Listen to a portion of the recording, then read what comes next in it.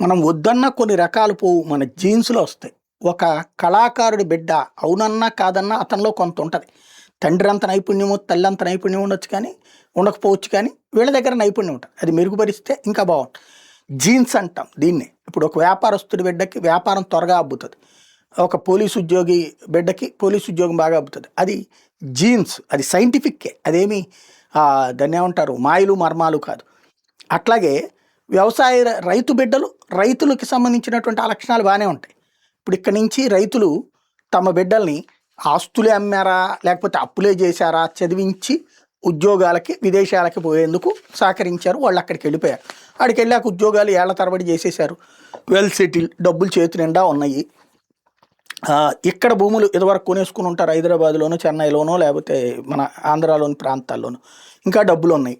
ఏం చేయాలంటే అమెరికాలో 11 లక్షలకి ఎకరం వచ్చేస్తాడు కొన్ని ప్రాంతాలు. అట్లాంటి చోట్లకి వెళ్ళి భూములు కొన్నారు. కొనేసి అక్కడ వ్యవసాయం చేస్తున్నారు. Bulk agriculture. అంటే అక్కడికి వెళ్ళి కూడా మనం రైతు మూలాలు మర్చిపోలేదు. ఇలా జీన్స్లో ఉన్నాయన్నమాట. ఇప్పుడు అదే ఆంధ్రజ్యోతి రాసుకొచ్చిన అమెరికాలో సాగుబడ అంటూ అమెరికా వెళ్ళిన, అంతరిక్షంకి వెళ్ళిన ప్రవాసాంధ్రులు మాత్రం మట్టితో చుట్టరికాన్ని మర్చిపోరు. పాడి పంటల మీద ప్రేమాభిమానాలను తేలిక వదులుకోరు.